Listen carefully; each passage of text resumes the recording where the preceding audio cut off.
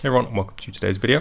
So today we're checking out the IK Multimedia ARC Studio 4. So to give a very quick overview of what this is, it's an advanced room correction software and it's going to allow us to achieve a much more accurate mix from our monitors by removing any frequency inconsistencies we might face from the inherent qualities of our room. So for example, if our room's not an ideal professional music studio, it's going to apply EQ curves ahead of our monitors so we can mix with a peace of mind. So this is a really cool product. To be honest, it's something I really wish I'd known about sooner, particularly given that it's less than the cost of a Fender Squier. It's arguably one of the most useful mixing tools in my whole studio, and as I say, it's something I'm really been impressed with. So I'll take us through the setup of the microphone now. So we can see our opening window, which welcomes us to the ARC system. We click next down here. We then get the option to pick the microphone. It recommends that we use the one that's included with the box, as obviously the software is calibrated to this. So that's the one that I use, and that's this third option here. Next, we go check all our connection points, obviously set up our interface, that kind of thing. And then we've got the option to pick which one of these listening areas best represents the area that we're listening in. So we've got Project Studio, we've got our studio monitor spot. So if you've got a big mixing desk and speakers on stands, we've got studio wide area. So for example, if you're tracking with an assistant or you've got studio musicians sat next to you, you can get a wider reference to hear a more accurate mix across a wider area. If you've got clients sat behind you and you want them to have a good listening experience, you can optimize that for both producer and client listening position.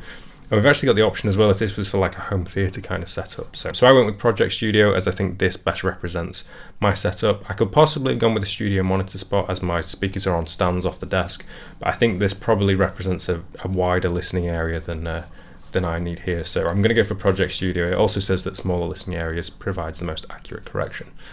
So once we've done this, we're going to set up our microphone. So it tells us here we want to place the microphone. It's going to be at ear height and it's going to be basically sat in that equilateral triangle where we would sit if we are mixing. And then we click next. So at this point, we would play the test, and just so you can have an idea of what the test sounds like, if I can hit play. So we get these series of pulses that it puts out from the left and right speaker. And at this point, if you've got the microphone plugged in, it will check you've got your input level correctly so it can analyze more accurately. So once we've got our microphone set up, we're now going to choose between quick mode and advanced mode. And obviously advanced mode is more accurate, quick mode being less accurate. If we take a look at advanced mode, we can see here it's giving us three different levels. If we go to click measure layer 1, we want to make sure we've got the correction software turned off on the ARC box.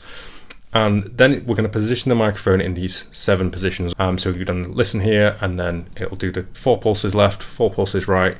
Once it's done that, we'll move to position 2, 3, 4, so on. So once we've taken all our microphone measurements, we can then move over to the ARC software, and we can see all the curves from our room that the microphone's heard, and then also the correctional curves that the software will basically balance out our frequencies with. So I've got the ARC 4 application open now, and this is where we get to see what the microphone's heard from our monitors in our room, and also the correctional curves that it's going to apply to compensate for any kind of frequency imbalances we might have.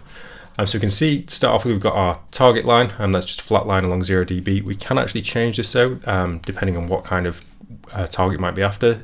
Default actually gives a slight kind of maybe 1.5 dB boost in the low end there, and a slight roll off in the top end.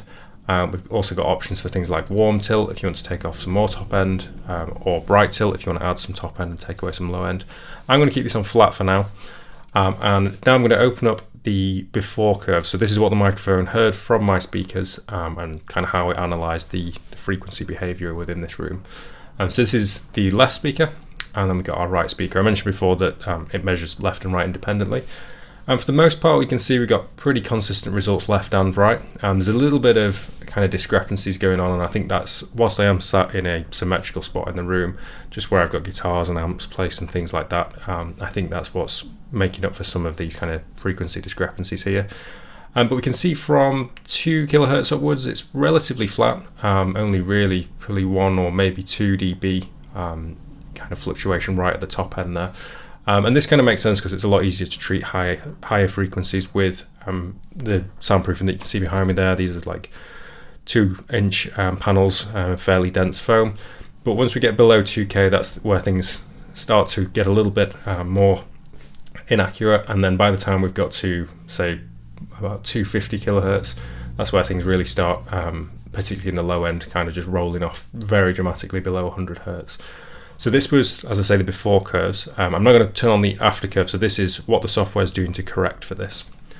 So you can see here, these are our orange lines. I'll get rid of those before ones. We can see this is much flatter. So we've got, again, flat top end, so we didn't have to do too much there. It's really kind of evened out that that kind of mid frequency, and from 50 to 200 now it's almost perfectly flat, which again, this is where one of the biggest problem areas was before in that region. So it's really doing a lot to correct frequencies within my room here. Got a little bit of a dip here, but we can, if I go into the edit window up here, we've now got a series of points that we can drag around, and I'm going to see if I can bring that up to be a little bit more flat. So I'll pull these over here, and I'm basically going to try and draw the inverse of this curve. So if I pull, maybe I'll pull that one up actually. So let's pull that up a little bit, and I might not be able to get it totally flat, but I think I can get it a little bit closer here. There we go, keep that down. In fact, I'll pull that up as well because it's got a bit of a roll off right at the low end here. So now if I go back to the play, we can see it's still not completely flat, but it's a lot flatter than it was previously. So this is giving me, again, a far more accurate representation of how a mix should sound compared to what I was getting before. So really kind of working for me here. We've got as I mentioned, we've got the option to change the target line, but something else that's really cool with this is the virtual monitoring. So this lets us emulate what it'd be like to listen to on different speakers. So if you're like me and you just got one single set of studio monitors, this is really valuable for referencing mixes on different studio monitors. And we've got various different ones here. We've got some models of NS10s. We've got the IK Multimedia iLoud speakers. We've even got the option to emulate what it would be like to listen to on a TV, a Bluetooth speaker, or even a smartphone. So if I show that, for example, we can see there, as you would expect from a smartphone, no low end whatsoever, and it's pretty much all kind of 2K to probably about 6K, 7K there. So I'm going to turn this off again for now, just so we can see where we're at. But a really powerful tool, I think, to, like I say, emulate different speakers there if you're referencing different monitors. So once we've got this looking how we want it, we can hit store, and that will sync it to our ARC Studio. And at this point, it means that the correction curves can be housed in there, and we don't have to worry about loading this as a plugin. It's going to free up a lot of CPU, not having to have this enabled on that mix bus. So when I listen back to music with the correctional software engaged, I'm hearing much more low end in my mixes. It almost feels like I've got a sub in the room now. And obviously that's going to give me peace of mind when I'm mixing, that I'm not going to mess up the low end. I guess previously I might have added more bass, thinking that there wasn't enough present in the mix, when really it was just the way it was dissipating around the room and disappearing. So one of the very cool things to mention about this is that we have the option to store up to 5 different presets. So if you're on the go and you're moving between a few different studio spots, you can have peace of mind that you will always be kind of hearing the same response regardless of where you're working. So it's a very clever piece of kit, this, and as I say, it's something I wish I'd known about much sooner. Again, for the price of a Fender Squier, it's kind of a no-brainer really for home studios. That was the IK Multimedia ARC Studio 4. As ever, if you've got any questions, drop them in the comment section, and if you did enjoy the video, please do click like and subscribe.